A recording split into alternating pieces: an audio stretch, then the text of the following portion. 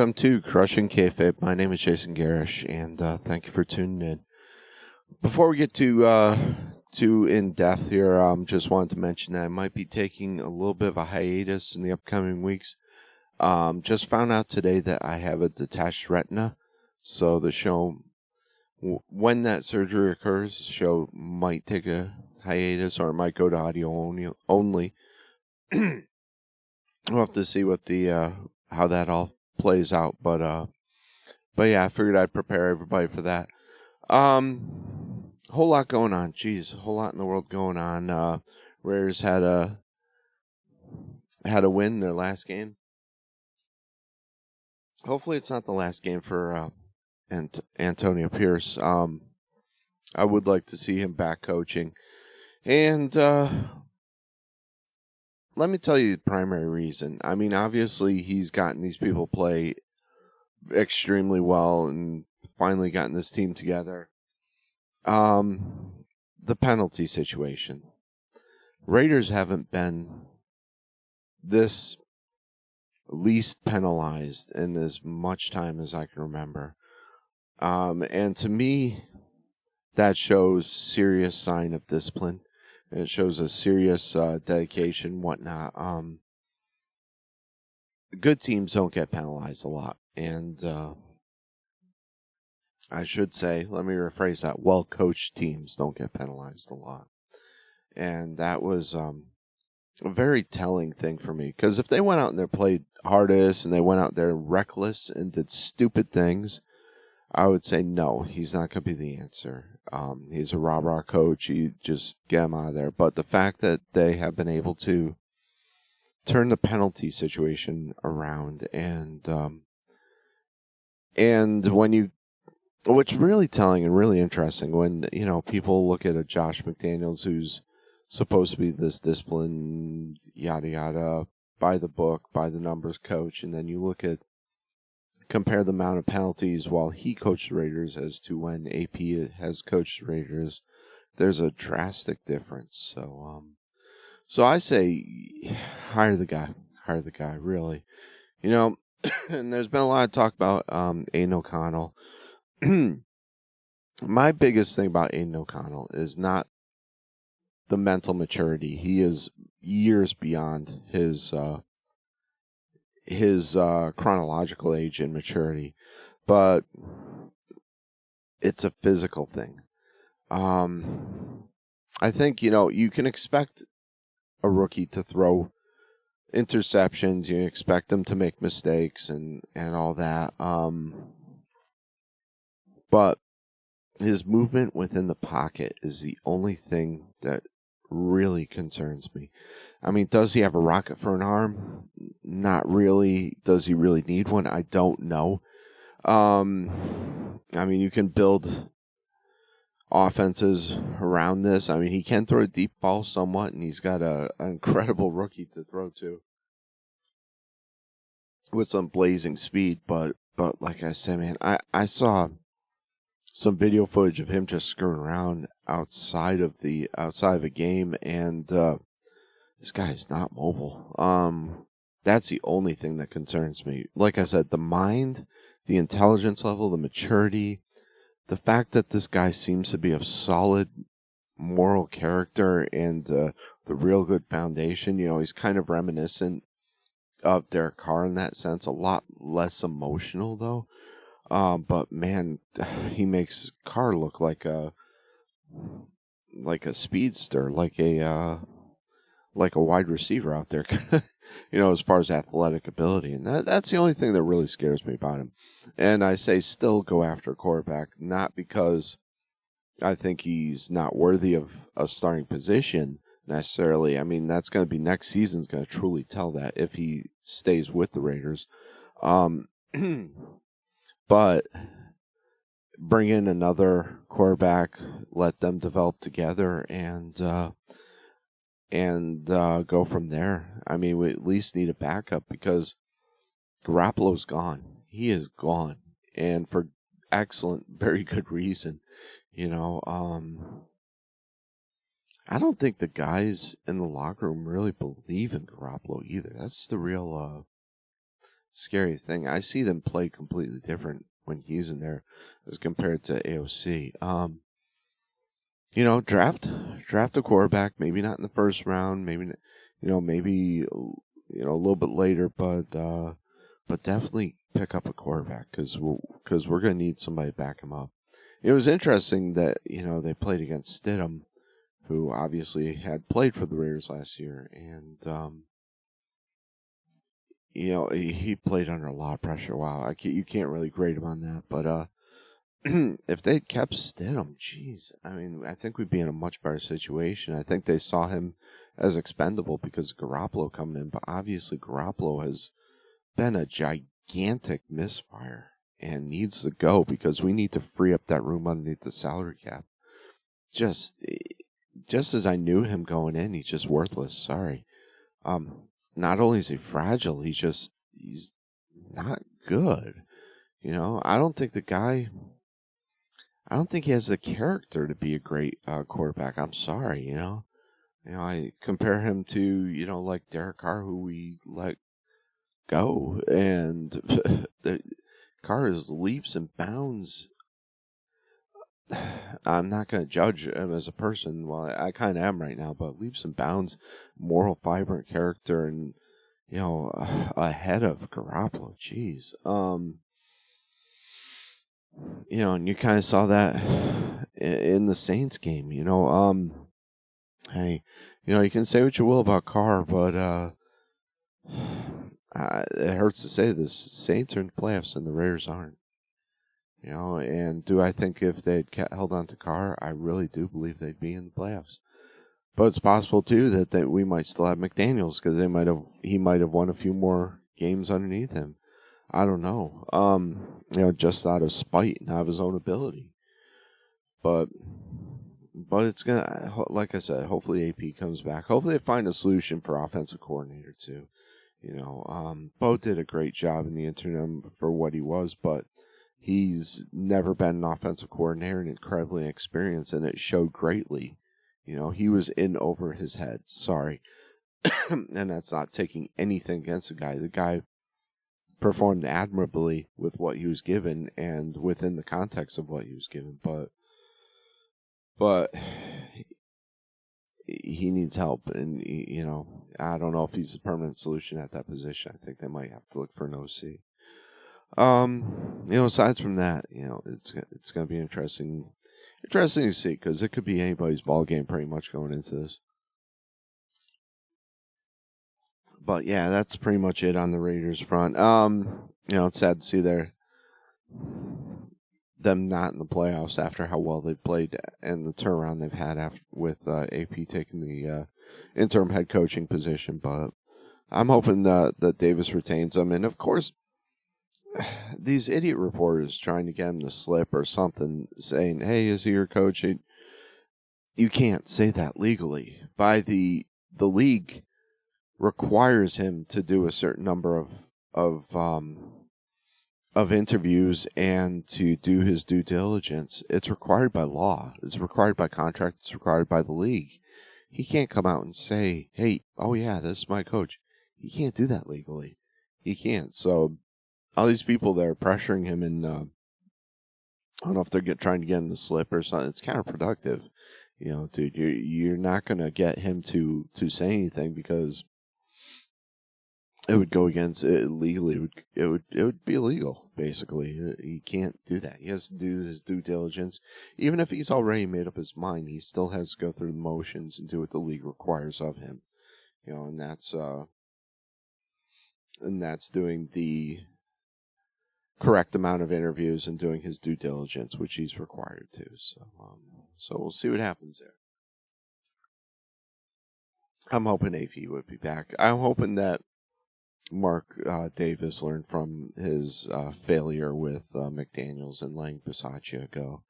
I'm hoping he learned from that. And if we could see Bisaccia back in some role, man, I would love that too. What a great coach he was. Jeez. Oops. My camera's going ballistic.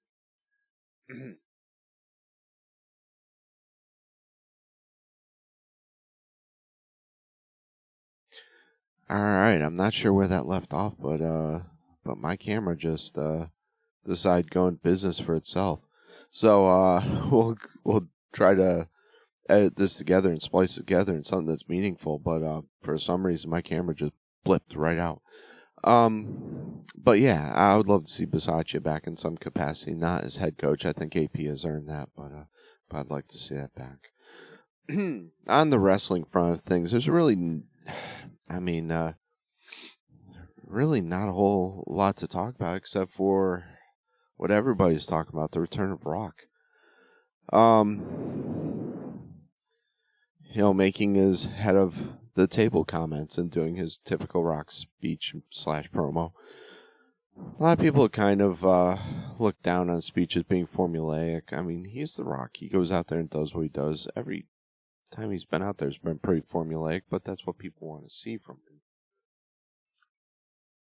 And that's what people expect from him. So, there's that, excuse me. What was I going to say there? I almost started out with making the joke of the Jinder Hall return, but I think the return itself was a joke, so it doesn't need to be said. I give Jinder a little bit of credit. I mean, he was champion, so but yeah, that they definitely threw us a curveball and swerved us with the whole Jinder Mahal thing. So but it was good to see Rock back. People popped big time. Wow. The head of the table comments. Do I think Cody's losing a spot? No. And here's the reason why. You can do so many things with The Rock that don't require him to be champion. I think they're going to have him, probably at the Rumble. I shouldn't say it. I'll take that back. At the pay-per-view that's happening after that was at the Elimination Chamber. I forget, but the pay-per-view that's going to come after the Rumble, I wouldn't be shocked to see if he's there, because obviously the 4-way match between Roman Reigns, AJ Styles, Randy Orton, and LA Knight is obviously set in stone there. So you're not going to see him at the Rumble. But I can see him coming up definitely at some point before WrestleMania. Or possibly being even like a special guest referee, possibly at WrestleMania. Something, I've always said, I've been saying this for a long time, that you need to take the belt off of Reigns and put it on Rhodes, and then have Reigns go into a pretty bad spiral after that, and then possibly have Rock come in, beat him at that point, and become the quote-unquote head of the table, because Rock is never going to be a full-time wrestler ever again. Sorry. You cannot put the belt on him. You can't. It's dumb for business. You cannot do it. He's not a full-time wrestler, and he will not be a full-time wrestler. So you can't do that. But that doesn't mean that he can't be involved in the storyline. Whether it be in the capacity of, say, a tag team partner, or even having him lose to Reigns previous to WrestleMania, like I was mentioning, and have Reigns kind of secure his spot at the head of the table. I mean, that's one possible outcome, too. I think either one of those that I just mentioned would work great, I think. Incredibly well. Excuse me. But taking the belt off of him and putting it on The Rock, I think would be foolish. It would just be silly. I don't see that happening. And I think that they will put on Cody. And that's the thing, too. I think that CM Punk, people are talking about him losing his spot, yada, yada, yada, as a main eventer in WrestleMania. I think that's not going to happen either. I think that, I don't have any inside knowledge relating to this, but I think that he somewhere has it written into his contract that he will be headlining WrestleMania, because that was a big bone of contention for him for years and years and years. Going back to the Undertaker match he had at WrestleMania. And, and he can argue that it wasn't the main event, it wasn't this, it wasn't that. But you wrestle Taker at WrestleMania, you pretty much are the main event. I'm sorry, Punk. But, there's a lot of different ways that this story could play out, like I said. I mean, those are my thoughts on the entire situation, how the storylines can go. Excuse me. Let's see here. I mean, aside from that, we had Wrestle Kingdom. Got to see a whole bunch of grown men being in cosplay. Big deal. Not really impressed by that. Sorry. I guess it's kind of neat seeing Moxley as the Red Hood and all that. But yeah, it does almost nothing for me. Sorry, unless it relates to storyline. I really don't care. Sorry. If you're dressing up one way as special, I guess that's what it is. You're dressing up for a special event. I can see that because I can relate that back to WrestleMania with the grand entrances. Okay, I get that. It's just it's not something that that I really enjoy. I did enjoy, some of Finn Balor's entrances and whatnot. But a lot of those seem to coincide with events and whatnot, so it made more of a logical sense, like doing Leatherface in Texas, things of that nature. Okay, that makes sense, but when you randomly kind of do stuff for no reason, which has no relation to the storyline or the event itself, it just gets kind of silly. And you get back to someone like Kenny Omega dressing up as Jasmine. That's just silly. It's stupid. And wrestling's silly enough. I'm sorry. You're watching grown men, play beat on each other and play fight. The concept itself is kind of silly. So then you add that extra layer of silliness onto it, kind of detracts from my enjoyment of it. As far as that goes, I don't want to get into the whole Chris Jericho controversy right now, because there's way too much that isn't known right now, and a lot of it is hearsay. Tony Khan did an absolutely horrible job deflecting it at the post media scrum, I should say, post pay-per-view media scrum. I feel bad for Julia Hart, who had to sit there during the questions pertaining to that whole thing. Just we'll find out in coming months, and God only knows, unless Jericho says something else incredibly stupid, which I don't know if the guy's well, he appears to have a drinking problem. I'm sorry, it just these midnight rants that he goes on, needs to get under control and get some help, and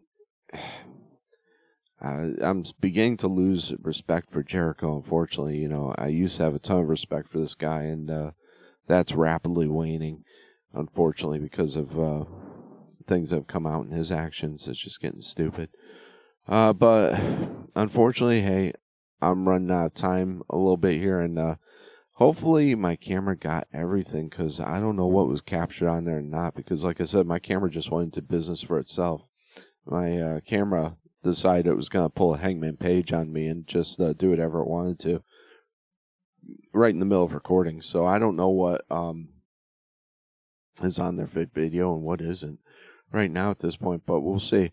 Either way, you're at least going to get audio from this, and I'll update everyone when the time comes pertaining to my detached retina. So we'll see what kind of hiatus I need to take or whatnot, or hopefully not any. But that's going to be dictated by people a heck of a lot smarter than me. That's going to tell me what I needed to do and for healing. But everybody, thanks for tuning in. give a shout out to crushingkayfabe.com, crushing with a K. A shout out to Then Now Flea Market in downtown Trenton. If you're in Western Tennessee, go check them out because you can get some nice handmade goods from my wife. You can get some great stuff from other vendors too. A lot of variety of different things there. Some really cool stuff. So check them out. And other than that, continue prayers for Ukraine and for Israel. And once again, everybody be safe. It's good to see everyone back from the holidays. And God bless.